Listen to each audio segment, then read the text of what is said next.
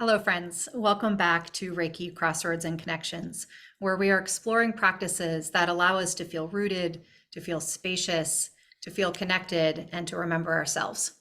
And we're doing that through conversations between a Reiki teacher and practitioners of a wide range of really amazing practices across many, many different fields, and sitting down to talk about the connections between these practices.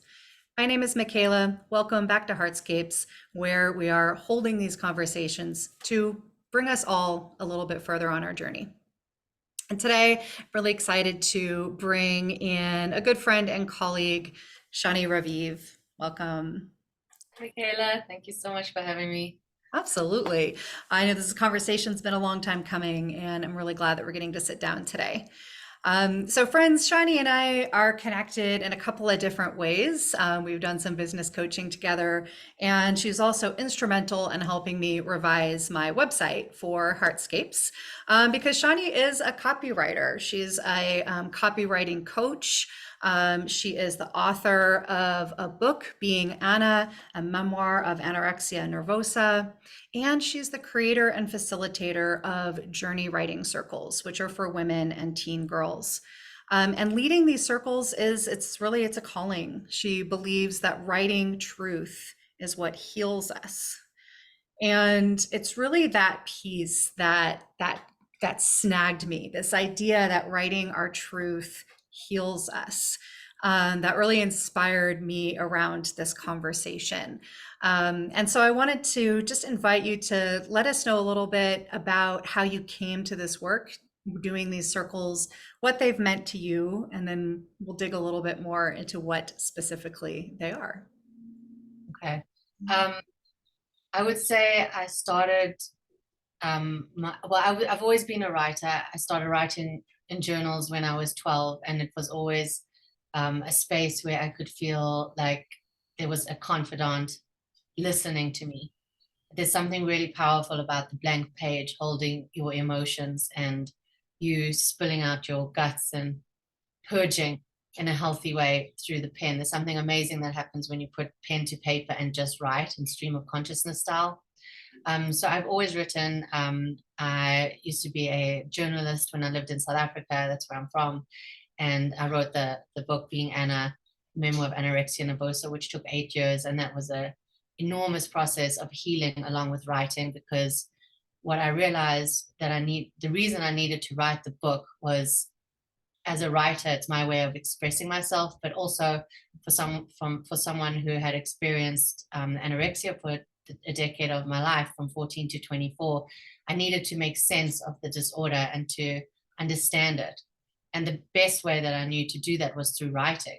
So it really was a process of uncovering why I went down that road, what meaning I got from that disorder, and how to move forward with my life. And all the details that I included as a writer is what made it come alive. So those things, plus when I started recovery when I was 24, the most profound cornerstone of my recovery was support groups. And the very first time I sat in circle, and I love that idea of circle, because a circle doesn't have a beginning and it doesn't have an end. And that's very much the journey writing process. I just felt so at home. I felt so seen and accepted just for who I am, with all my struggles, with all my mess. And that was a really beautiful experience. And I think in that moment, it planted the seed for my life's work, which I really do believe is holding space in circle. I really do love group work. I love one-on-one too, but there's something so magical about group work where we see ourselves in other people, and we listen to each other's stories, and we resonate with one another's stories. And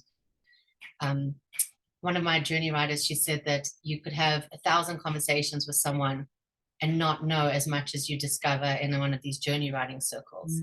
It just takes you so deep, so many memories, that it's an amazing process. I learned it from a woman in the Bay Area. She's an amazing writer and circle leader. Her name's Lori Wagner, and she calls it wild writing, and she's been doing this process for 25 or 30 years. And she mentored me and a bunch of other people who have done her training. So we all call it different things. So I call it journey writing because I really do believe it's going back in on our journey of life and finding all those little journeys along the way that make us who we are. Yeah. And so she taught me that process about 5 years ago, and I've been leading it in my communities ever since. And I'm now branching out to lead it in other places, and I'm actually really excited to lead it for people who are suffering from grief. So yeah, it's a process that I just absolutely love, and I'm happy to talk more about it because I could talk about it all day. Yeah, that's super relatable. Yeah, there's so much just in this like introduction of the process that feels so resonant with what we're up to here. You know, as you're talking, I'm thinking back along my own journey, and you know, before I had the system of Reiki as this container that it is for my personal journey and my work with others, you know, I had circles of women through a particular organization that I volunteered with for a long, long time. And alongside that, you know, also discovered the kind of stream of consciousness writing through Julia Cameron's work and, you know, doing morning pages and, you know, doing writing of that type in these groups was, you know, really the first container that I had for what I now would call the process of remembering the wholeness of my true self. That's the framing that we use in the system of Reiki. And, you know, I'm realizing even more strongly as you're describing your process that experience was started long before I was working with Reiki. It started in these circles and it started in these conversations and these, you know, being in silence and being in creative process with other people who were, you know, willing to be vulnerable and to take a look inside of ourselves and witness that with and for each other with compassion. So I totally resonate with what you're saying around the power of being in circle, whether you're physically in circle or, you know, the circle of squares that we have on Zoom, you know, can be just as powerful when we relate to it in that same way as a sacred circle. So that feels really, really strongly resonant, and a few other threads that I'm going to just continue to track as we talk. I'd love to hear a little bit more about maybe some of the experiences you've had as both a participant and a facilitator of these circles, and just maybe what you're most excited about as you begin to step into some new expressions of this work. So in my training to learn to lead these circles, I was a participant, and I remember going to Laurie's house for like over 4 months and once a weekend every month, and it was just so nurturing to sit around in a circle in her living room. We were in person at that time, with women who I had never met, total strangers from all walks of life, all different ages, all different stages of writing, because it's not about being a good writer. It's just about putting your heart on the page. That's all it is. It's not about fancy writing. It's not techniques. It's just details and heart and truth, because that's what it's about, is telling your truth. And just loving, just sitting there all afternoon, all morning, just writing and hearing other people's stories. It reminds me of like in the old days when women gather around the rivers and they gather around outside and chop vegetables and they wash clothes in the river. And we just don't do that anymore as women. And I feel like for women especially, that's why I do this for women. I mean, men need it too, but women especially love to gather and talk. We love to process and hear each other's stories, and it makes us know that we're okay. You know, when we hear somebody else express their truth or some shame about themselves that they're not comfortable with, we feel compassion for ourselves and we know that we're okay. So all of these things are just so amazing, because it's a process in which we don't just write. We all write, we share at the end of what we've written, and we witness each other, like you said. So it's a witnessing and writing process, and there's so much power in that witnessing. Like a lot of people say that, a lot of my participants say they love the writing, but they really love the witnessing, because you rarely in your life get to witness with an open heart, undistracted, you know. So you just drop in and you really open your heart to the person and hear what they have to say. And it's just a magical process and a beautiful process. So I love all of that. And as as now that I'm leading the circles, like I said, I've been leading them for about 5 years, and it's interesting to watch how each group is different, and whoever shows up informs the entire energy of the group, and something magical starts to happen between the participants, similar to like when you're in a band and you're all like jamming together and you start to feed off each other's energy, or like women in who live in the same household who all bleed together at the same time. It's very similar. Like there's themes that arise unconsciously that are just the same, or like names that pop up in different people's stories that are the same. So there's like these amazing threads, and that creates connection. And when you feel connected, you feel happy, so that's what we're all seeking, is this connection. So it's an incredible process of connection. And another thing that that I love about this process that I didn't know I would, is it introduced me to poetry. And even as a writer, I just was never exposed to poetry. I'm a self-taught writer. I never went to school for writing, and I just had never sought out poetry. And I always thought poetry was this highfalutin, like ethereal poetry about the moon and the sea, and just something that you couldn't really relate to. And Laurie exposed me to these amazing poets, mostly women, contemporary women, who write about like contemporary issues, like things that we face in our daily lives. Amazing woman. And then I just can't stop. I'm a bit of like a poet. I'm obsessed with poetry, because every day I just find new amazing poems. So I feel like that's one of the most powerful things, is we use the poetry kind of as food for thought, as inspiration. So we don't write about it, but we write using it as inspiration. And then I use jump off lines from the poems to write for people to write from. And the amazing thing is there's never ever a chance for writer's block. It's not possible, because the prompts I give a bunch of prompts, and it's actually impossible to have writer's block with this process, which is amazing. So that's another thing I love about it. Well, and that a couple of things that you've shared there really, spark some connections around process, right? So there's like content where we share this emphasis on processes that help to clear away everything that's not our truth, that's not our true self, our real and whole and good self. And then there's the process of the structure of the process itself. And this is really on my mind, and maybe why I'm picking it up and what you're sharing so much, because I've just started working with my first Reiki teaching apprentice. So a person who I'm basically teaching my teaching methods to, so that she can step into her strength as a teacher, and then she'll do student teaching in my upcoming classes. And so we're in the process of talking a lot about the container of a learning experience, and what does it mean to create a strong container for really a mystical experience, which is kind of how I'm relating to what you're sharing, is that it's a creative experience and it's also a mystical experience.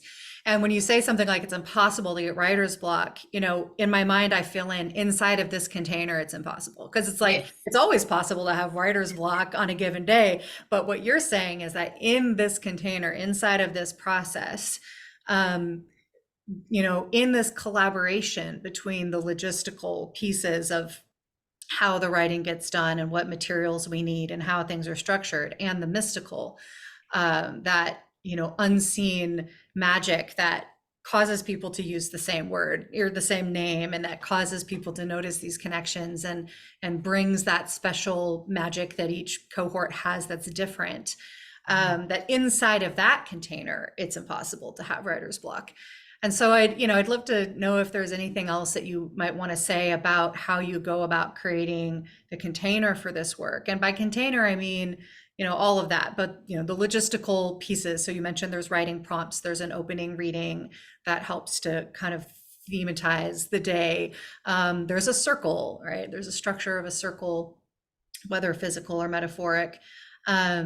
And writing prompts and so on. So I wonder if you could just say a little bit more about that, about what about this container causes the possibilities that you're describing. Thanks, Michaela. You voiced it also well. I really appreciate your listening. So that's part of it, is the listening, deep Right. listening. But Yes. I guess it's like an analogy I would give is I've been practicing yoga for 25 years, and I can go to the exact same class where they have the exact same moves with 3 different people and experience something completely different, because it's all about the facilitator and the participants. Yeah. But the facilitator has to hold the space in a way that is accepting of everyone and makes them feel comfortable. So for whatever reason, I have the gift of making people feel immediately comfortable. Not everybody. Some people don't feel immediately comfortable with me, but my mom was a very she's an artist, and she's very open, and she just raised me to be very open and genuine. It's feedback that I've always gotten over my life, that I'm very genuine.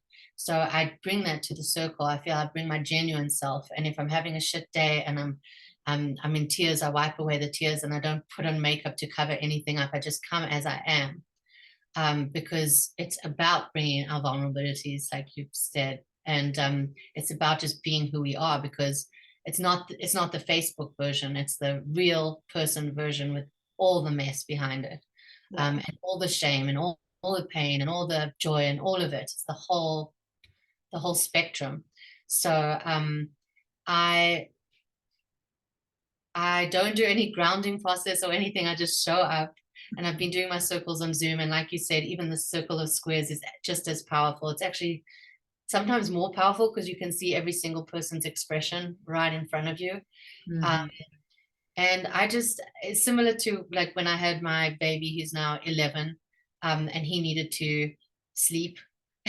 I would just hold him very calm, and I would stay very calm and take some deep breaths and just ground myself in calm, and just feel like I'm giving him my undivided attention so that he could sleep. And I noticed he would fall asleep every time. And I've had that experience with other babies too, just giving my full presence, because that's what it's about, is giving your presence so that other people can feel okay in their presence. So I do that unconsciously, because that's how I show up. And I immediately welcome people, because everyone is welcome with all their shit, because we all have it. And I'm warm, which I think draws people to me. And yeah, and then we start every circle with a heart opening exercise. Other people like to call these things like brain dumps, which is the shitty term, but it's a heart opening exercise. So it's not from a poem. It's like a prompt, one sentence prompt that I give for people to write about where they are in the moment. It just brings you to the page. And then it's a 2-hour circle, because I found that that's what works best. And the container is limited to 8 people at a time, 8 women or 18 girls. I feel like that's enough time to really get to hear each other and write enough, even though it works with 3 people or more, 3 to 8 people.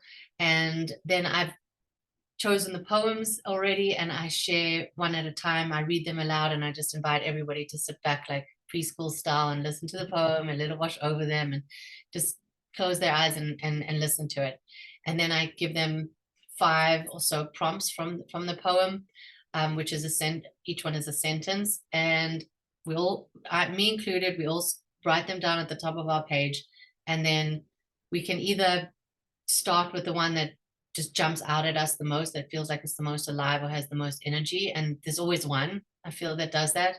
And then we just write without the pen leaving the page. And that's the most important part of this process, is like Julia Cameron's stream of consciousness, your pen doesn't leave the page. And we write with a physical pen, it's not typed, which is very, very different to the mind. There's also down about the power of putting pen to paper. I mean, and not just typing. There's something really amazing about that. So the only rule is keep your pen moving, and don't delete, and don't look for a better word.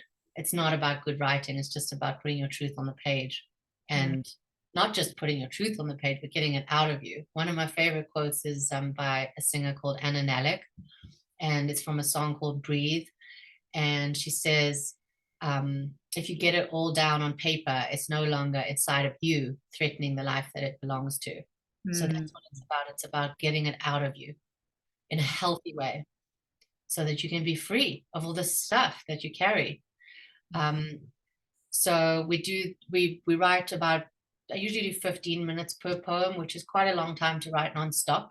yeah. And we put our pens down, and then we go in a circle, and I call on every person to share verbatim without censoring anything, everything that they've Mm, written, word for word for word. And for some people, this is too much, and then they won't join the circle again. And for some people who are ready and feel comfortable enough and want to be seen and heard, they will. And they will keep coming back. I've had people in my circles for 4 or 5 years now who keep coming back. I got a text recently from one of my participants who said that this is like the most therapeutic thing in her life. So that's just amazing. You know, I have another person who has done therapy for 20 years and said it's better than therapy. So even though it's not therapy, it's therapeutic, and yeah. it's, you know, transforms us in ways that we can't imagine when we go back into our memories and remember, and you know, remember the act of remembering, putting things back together. Events, moments, thoughts, feelings, memories in our lives, and putting them in words is something really, really, really magical. Yeah. Yeah. The a couple of things inside of that that really jumps out. Describe this structure. There's a couple of things that I'm really loving about it. This idea that there's like the curriculum that we create, right? The structure that we create, the poems that we've chosen, the activities that we're going to do. That's like our overt curriculum. And then there's this unseen curriculum in the room, is what I usually call it. And that's, what other people are bringing in. It's the things that happen spontaneously. It's how people feel, that heart opening exercise that you describe, where you're letting people just kind of touch in with and declare where they're at on that day, right? Like that's that curriculum in the room. And I love that this is, when in the work that I do in classes, we do some similar things around kind of letting those things come forward. And then we're kind of threading those themes and those feelings and the stories that people have shared throughout the class as we're kind of weaving in the content and the exercises around the system of Reiki. Whereas for your process, literally that curriculum in the room becomes the content that they're working with, right? It becomes what they're writing to and what ends up on that page that gets shared. And I'm really imagining, the vulnerability that it takes to share that. And it's interesting, and in a certain sense, not surprising that for some people that might feel overwhelming. And we think about who our soulmate customers are and who are the people that we're meant to work with and to really who will best benefit from what we do. That kind of comes to mind, right? Like, do we have the capacity, and then does this container have the capacity to hold that level of vulnerability where we do open up things about memories that perhaps we weren't even aware of that come forward as we're doing these writing prompts, and then to share them into a space that can really hold it. And you'd mentioned compassion a few times, and that's part of what you'd observed and experienced in being in circle, and I certainly have as well, that there's this inherent experience of compassion for each other as we're holding space without giving a lot of advice and trying to fix each other's problems and solve each other's lives. We're just being with, right? Compassion, to be with the passion, the pain of others, and to do that for ourselves, right? And so I'm curious if you've observed that dynamic of like showing up in circle in this way, holding compassion for others, how that relates to our ability or increased capacity to hold compassion for ourselves, and if you see a connection with that in the process that people are in.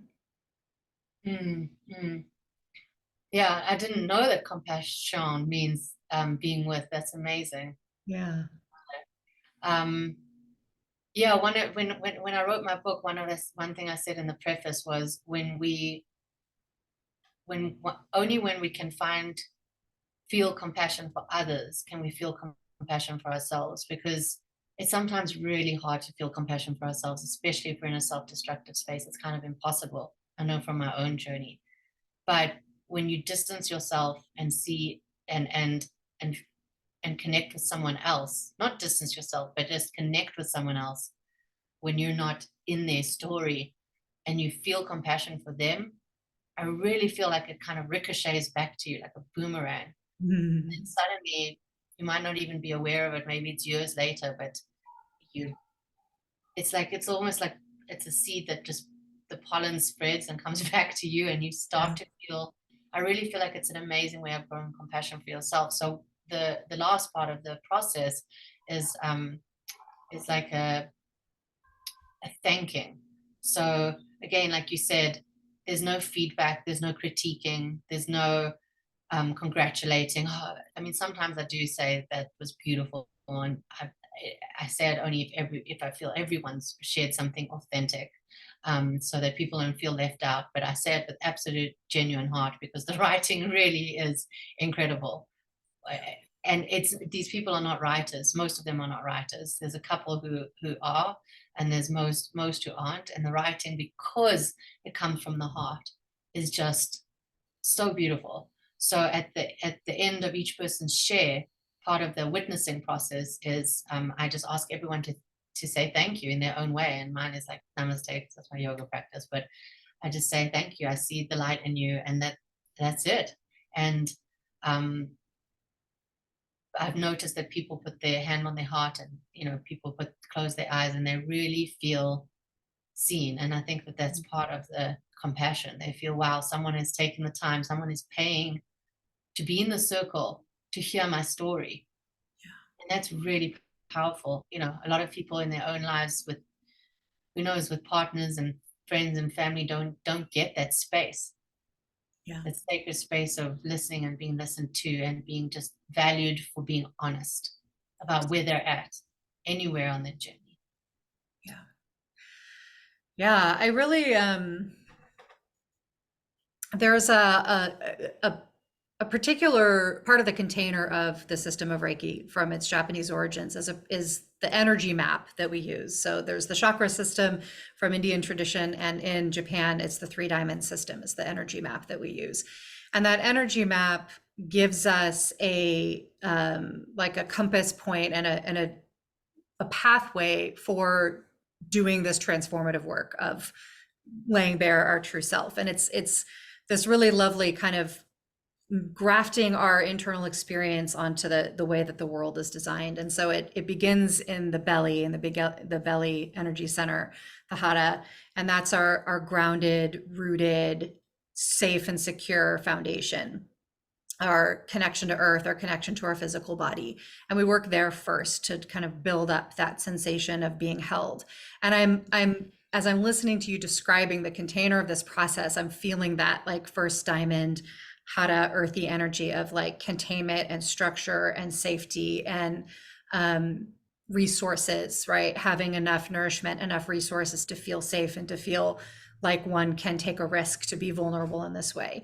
And then once we've rooted into that experience, then we move to the second diamond at the head, and that's the territory of spaciousness, of wide openness, of expansion, of vision, of possibility, and spaciousness. If we think about the tree, the size of our roots is proportion to the size of our reach. Like how far we can really kind of expand our mind and focus our mind has to do with how foundationed we feel. And so I'm, again, hearing in that once that container is set, then people really, whether or not they identify as writers, are stepping into this spacious place of possibility and of vision and imagination. And then this sharing happens, right? And that gesture of putting the hand on the heart, I would imagine both while they're sharing what they wrote, while they're receiving, that listening, and perhaps while they're being the witness, while they're listening to others, I would imagine the same gesture occurs. And that's that third diamond space in the heart, which is the territory of our compassionate connection, connection with ourselves, with each other, with the world, with creativity, with the written word, with whatever it is. And so I love like hearing this map that's like so familiar to me in this one context, like seeing it mirrored in this process, and why it's important that we work in that order, right? Of building that sense of safety and foundation, security and nourishment, and then spaciousness and wide openness and possibility, which then leads to the possibility of this compassionate, connected place. And it also stood out to me, the way you talked about that sometimes we need to feel and express our compassion to others before we can really receive it ourselves, like direct it for ourselves. And I really appreciate that, because that's really the opposite of how we work with it, how I tend to work with it, which is, the fifth precept says, just for today, I'm compassionate for myself and for others. And that really is emphasizing the importance of really feeling that sense of love and acceptance and truth of ourselves, so that we can extend it to other people. And there's a little bit of a concern that if we try to turn towards compassion to others when we don't actually feel it for ourselves, that it might actually be something different. And from my personal experience, as a kind of recovering codependent, I spent a lot of time kind of unlearning codependent behavior, and I really saw that for me, expressing compassion, like I thought it was compassion, or I was cloaking it as compassion for other people, but really it was my insecurities, and it was my, like, I need other people to like me and to be okay, and to, I need to give and give and give all of this love and compassion to them so that I can feel okay, because I'm not okay. And it never actually did translate to compassion for myself. It was always insecurity. And so I really resonate with the messaging of, first, I have to feel it here before I can extend it to others, because otherwise, my experience was what I'm extending is not actually compassion, even though I think that it is. It's too easy to get it cloaked in something else. But what I'm hearing from you is that that's not necessarily always the case, that there's, again, containers, right? There's spaces, there's conditions in which that compassion expressed to other people is genuine. It is rooted, it is nourished, it's based on safety and connection and vulnerability and imagination and all of that, so that we actually are expressing genuine compassion, and from that can then let it seep back into us. And I really love feeling the truth of that on the other side, because it's so different than what I experienced. And it just, I don't know, it's kind of enlarging my perception of compassion in a way that I'm really appreciating. Oh, yeah, I love what you described about the three, I don't know what you call them. 3 diamonds. The three, they're so beautiful. That's exactly the process. It's just amazing how similar.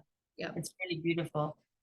Yeah. Yeah, and in terms of the compassion, I mean, I feel like, just to clarify it so that it's clear, I think I realized that in my first support group, when I sat with other people who were like me, who were anorexic and bulimic and all kinds of eating disorders, and I was so in denial and so shut down with my own emotions, that I wasn't able to access any emotion, let alone compassion, which I feel like is a higher emotion. I don't know, but I wasn't even able to access anger or pain at the beginning.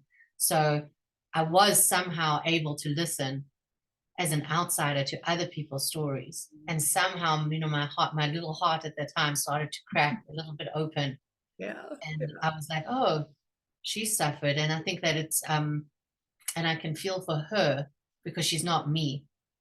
So in that self-destructive space, I think suddenly, slowly, I started to blossom like a flower, realizing I'm also worthy of that compassion, and I can turn it on myself. So I feel like it was kind of backwards compared to how you. Yeah. I mean, that makes so much sense, though, and you said early on, when you were first describing circles, this piece around recognizing ourselves in other people, and like these things that we might have felt very isolated about. I'm the only one who feels this way, or does this thing, or copes in this way, or has these thoughts. And there's so much shame around that. And there's so much, which is part of how it gets corrupted into something like codependence, or, narcissism, or whatever tendencies we're using to kind of cope with that feeling of shame, or that feeling of self-hatred, or whatever it is. that in this process of seeing that other people are that way as well, and seeing them feeling all of the ways that they feel, that it's that connection that maybe is that first, like you said, the heart cracking open, there's this connection. Now there's this possibility of compassion. Yeah. Whereas before, what I was comparing it to was before there was a circle. Before there was a circle, there was the coping mechanisms, right? And the coping mechanism was not compassion. It was like faking as compassion. It was pretending. Yeah. It was, it was disguised as compassion, but really it was, fear and self-hatred. And so, yeah, really that bridging piece, really coming back to the circle and coming back to a container well facilitated by people who are willing to be real, to be themselves, to show their own feelings, let their process be transparent to a certain degree, that allows for that kind of condition where we can feel that connection with each other, let ourselves be vulnerable enough to say, "Oh yeah, me too." Yeah, I'm like that too. And to have that like compassion feedback loop that we're kind of talking about. And yeah, really important point of why these kinds of circles, however whatever it is that they're focused on, writing or something else, the value of that for for our souls and for our hearts and our minds, right? Because that's the other piece, is the mind, which is why we work that second diamond in the mind, because where we're focusing our attention has everything to do with all of these things. And we're so often focusing our attention outside of ourselves, on the past, on the future, on the things that we're worried about, the things we're angry about, and we're not focusing our attention on what actually matters. So a circle, right? It has no beginning and no end, but it has a center. It has a place to focus our attention. And it allows us to focus our attention on each other because we're sitting across from each other. Yeah. So yeah, Yeah. I love all these pieces. Yeah, I love all these pieces too. And one other thing I wanted to say is, I think a lot of people, well, not a lot of people, but I think some people might shy away from circles like I lead the journey writing, because they might think they have to come up with something profound, or they have to have experienced trauma in their lives. And it's not like that at all. There's a lot of laughter. There's a lot of tears, but there's a lot of laughter. And we don't always write profound things because it's not what comes up. Like you talk about the center of the circle. In the center of the circle is this moment. And it's not necessarily this moment in linear time. It's this moment on the page, on the blank page, and whatever's coming. And it can be, like I said, it can be something that happened this morning, it can be something that happened 40 years ago. But whatever bubbles up is what's relevant in that moment. And I'm one of the pieces of writing that I actually remember the most, that stands out, was so mundane. It was one of my participants was writing about her obsession with like cleaning the bathroom. And that's something that a lot of us can relate to. And just the details that she used and the emotions attached to like her obsession with cleaning the bathroom.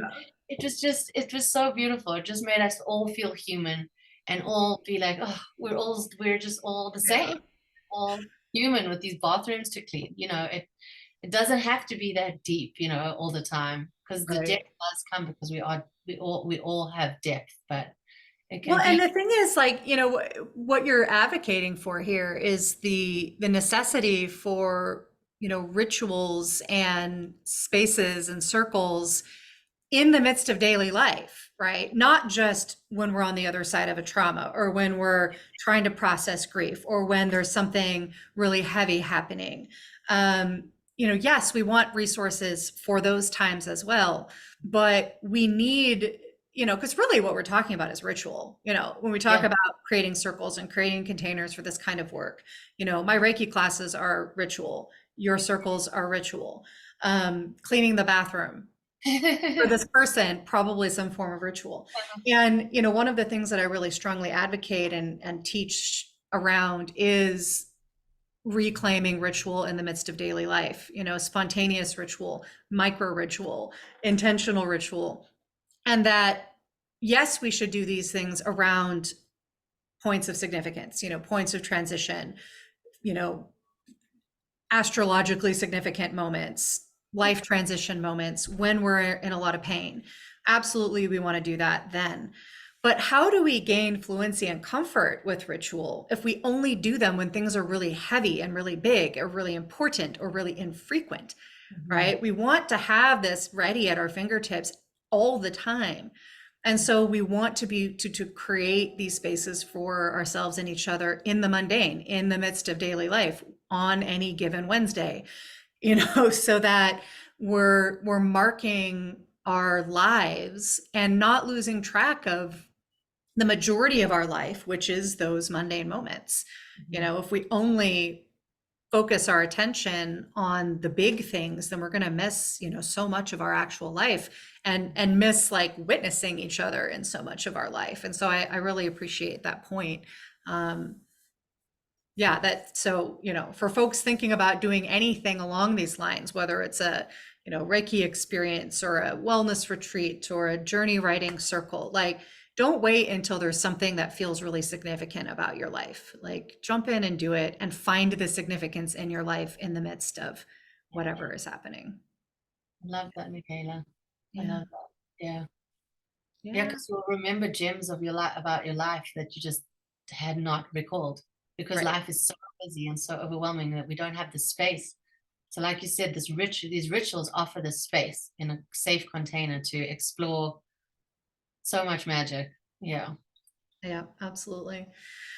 So you have a journey writing circle that's starting up June 16th. Is Yep. that I right? usually lead 8-week circles throughout the year, but in the summer, because people's schedules are so crazy, I lead a 4-week circle. So I Nice. have one starting on June 16th.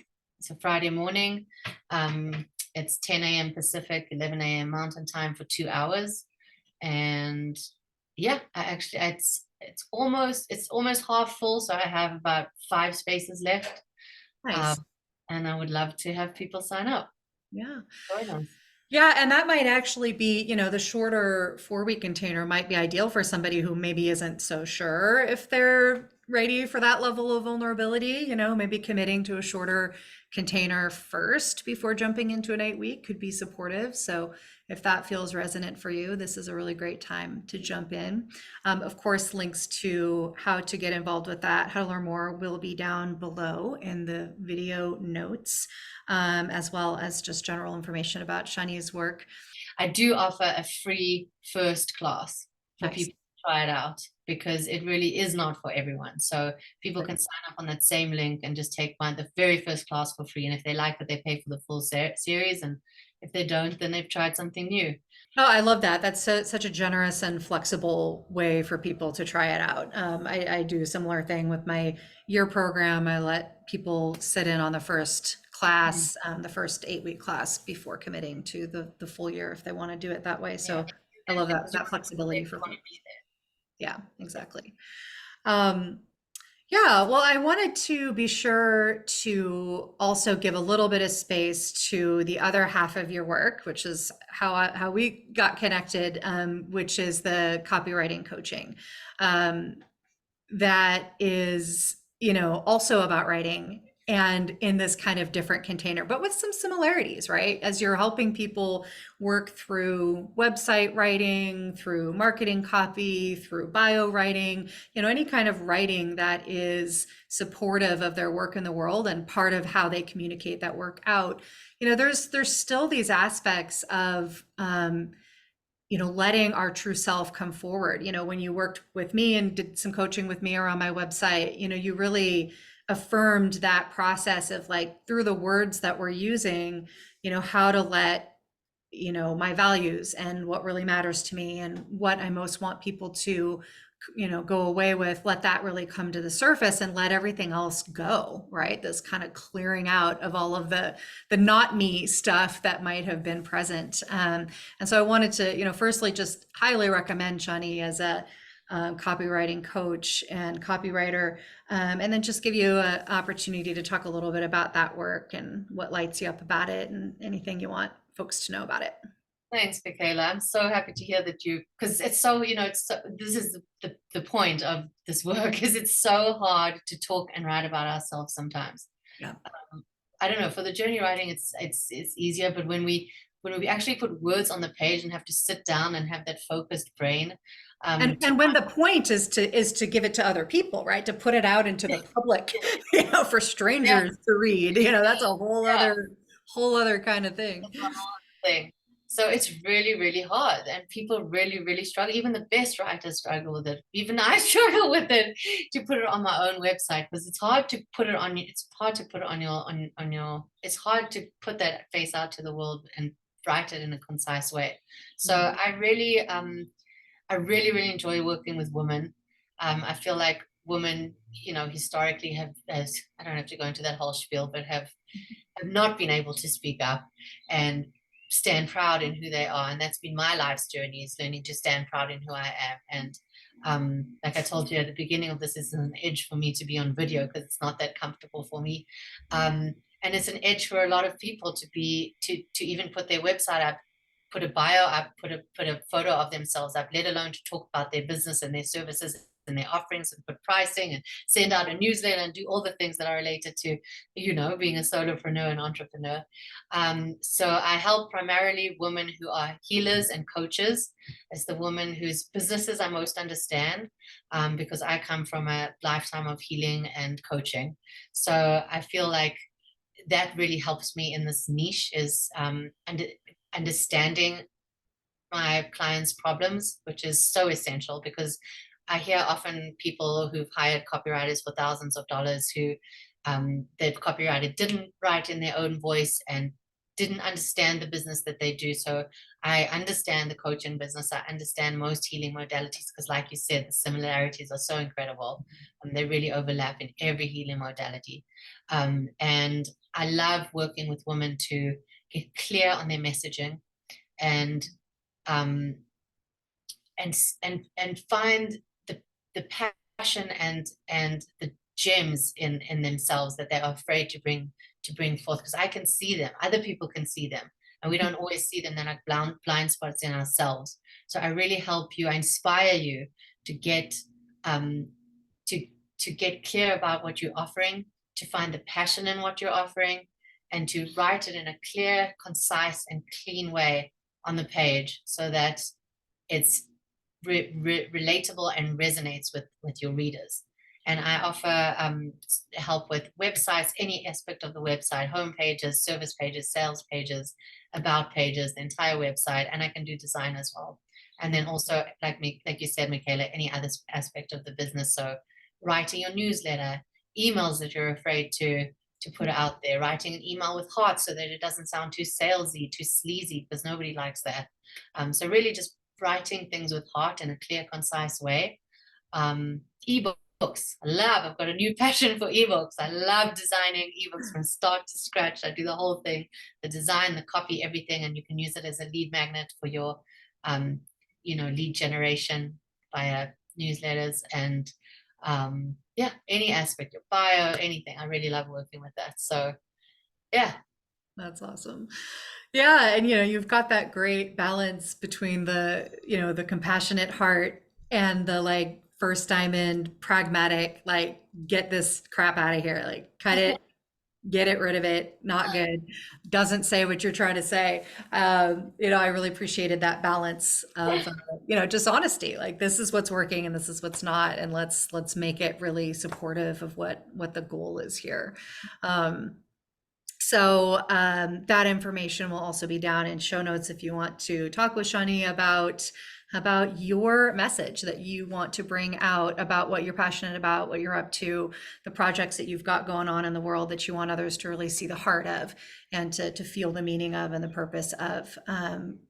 Very much, and I'm a writer. I've always considered myself a writer. I've come from a family of writers. And this style of writing is so hard. And so it felt so good to be able to put all of my flowery language down and all of my run-on sentences and all of the things that I love that makes me feel good into them, and to turn it over to you and say, okay, make this consumable, right? Make this something that others can take in and can digest and can really, pull the nutrients out of.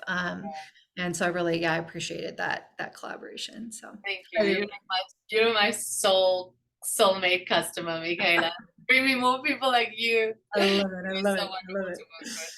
Amazing. Yeah, so friends, check out Shani's work. Check out her Journey Writing Circle that's coming up starting June 16th. And if you have any questions, drop them below. Let us know what stood out to you from this conversation. We're always looking for more connections between what we're up to in the world and what you are up to in the world. So we'd love to hear what struck you, what you learned, what your experiences have been around the things that we've discussed today. Join the conversation in the comments below. And if something about this conversation inspired you, please do share it with somebody that you think would find it valuable and derive some nourishment from it. Shani, thank you so much for joining me for this conversation. I've really enjoyed it, and I look forward to being in circle with you again, being in collaboration with you again soon. Thank you, Michaela. And just one last thing I want to say, that I'm very approachable and people can feel free to reach out to me, not via text because then it's too much, but email. And I offer, these free calls for like half an hour to chat. So I'm more than happy to explain any of these processes, so you don't have to just jump into find Perfect. something you don't feel ready for. Absolutely. Thank you, Michaela. This was so lovely. I really appreciated talking to you about all of this and Me learning too. and And listening. friends, thank you all for joining us. And wherever you are heading on your journeys of your creative journeys, your healing journeys, your mundanity, however you are walking through the world today, may you be deeply provisioned for it. Till next time, I love you. Goodbye.